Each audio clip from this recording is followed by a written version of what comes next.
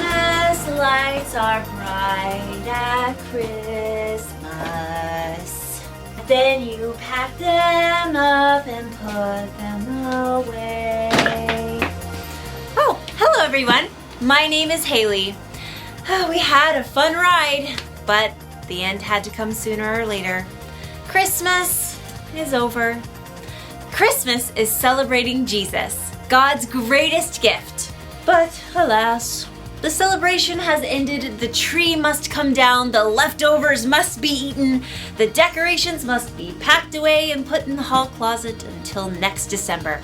But don't worry, there are other holidays that you can celebrate between now and then. A lot of fun stuff. But I get it, none of it's Christmas.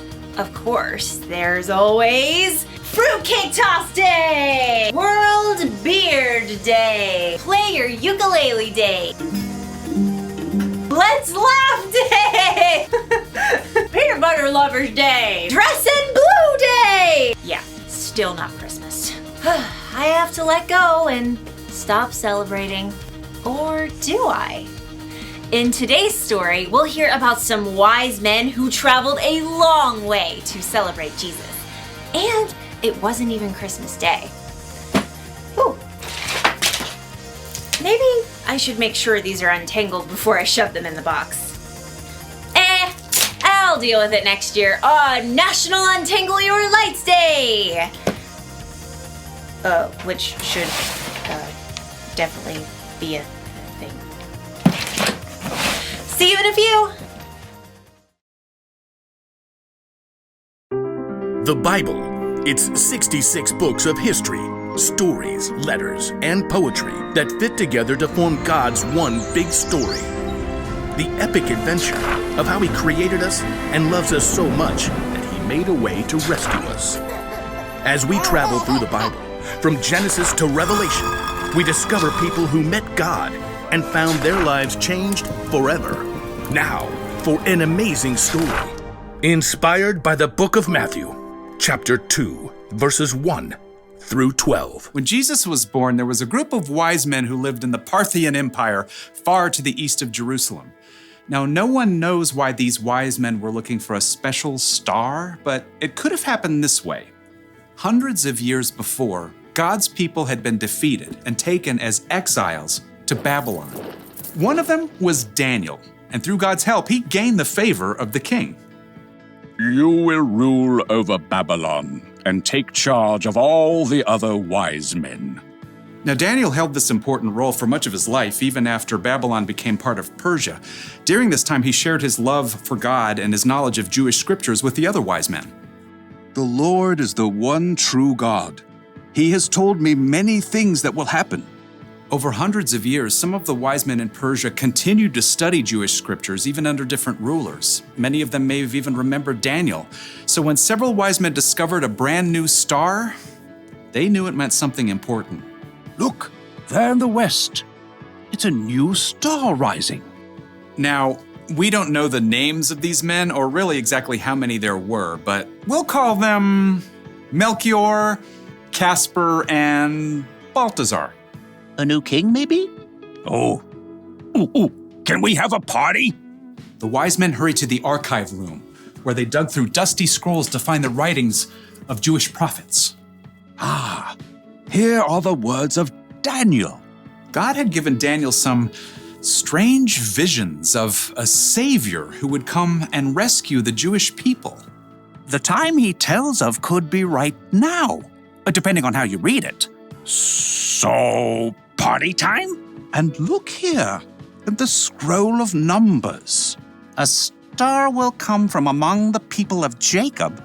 A king will rise up out of Israel. The star, the timing.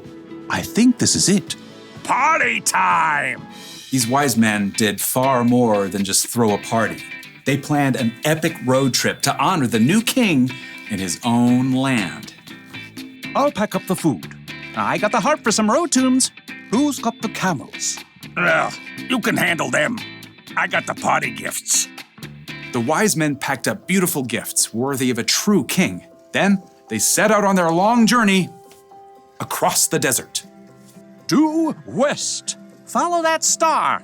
Oh, I would walk 500 miles and I would walk 500 more. Yeah, I think I'm ahead of my time. After many long weeks, the wise men neared the city of Jerusalem. Surely someone will know of this new king. The wise men entered the city, causing a stir with their fine robes and curious questions. Where is the child who's been born to be king of the Jews? We saw his star when it rose, and now we have come to worship him. And we got party gifts. In the palace, King Herod heard news of the foreigners, and he didn't like the sound of a new king. Outrageous. King Herod called on the chief priests and the teachers of the law. Where is this Messiah supposed to be born? Please note my air quotes. In Bethlehem. How do you know? They are Prophet Micah, Your Majesty. He says, but you, Bethlehem, in the land of Judah, are certainly not the least important among the towns of Judah. A ruler will come out of you. He will rule my people Israel like a shepherd. Oh, well, I see. Have these wise men come see me. Keep it on a down low. Soon, the wise men were ushered into the palace. When did this special star appear? At the perfect time for a party. I want you to go to Bethlehem for me. Search for this child and report back when you find him. Then I can go and worship him too. Please ignore the air quotes. So the wise men left the palace and immediately continued their journey, following the star for several more miles. Look, it's resting over that little town of Bethlehem and that little house. In Bethlehem. Time to party. The wise men soon arrived at the little house where Jesus and his family were staying. Mary and Joseph welcomed them in, and the wise men bowed low before Jesus, who is now a toddler. We brought gifts. The wise men brought out their carefully packed treasures. Gold? Frankincense. And this is myrrh. These are gifts for a king. Precisely. Absolutely. Oh, yeah. The three wise men worshiped the tiny king, God's very own son. Before they returned home, though, God spoke to them in a dream. Do not go back to Herod. Yeah. I could tell he was a bad dude. So the wise men took a different road, bypassing Jerusalem, as they returned to their own country.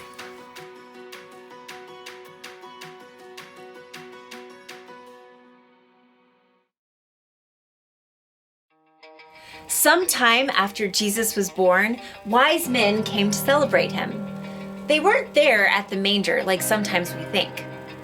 Do you know what that means? It means it doesn't have to be Christmas Day to celebrate Jesus. The creator of the universe sent his son to the world. That may have happened on one day, but it's so big that we should be celebrating it year-round. You don't have to sing Christmas carols, but you can still sing praise to Jesus. You don't need a better reason to give gifts to the people you love. And you don't need Christmas lights to remind you that Jesus is and always will be the light of the world. So, whatever day it is, you can always celebrate Jesus. Jesus is the reason for every season. That's the one thing to remember today. Never stop celebrating Jesus. In fact, if I get to keep celebrating, why am I putting these decorations away? Let's get these lights back out and start the party! Yeah! You know what? Let's just do music instead. Merry Christmas, everybody!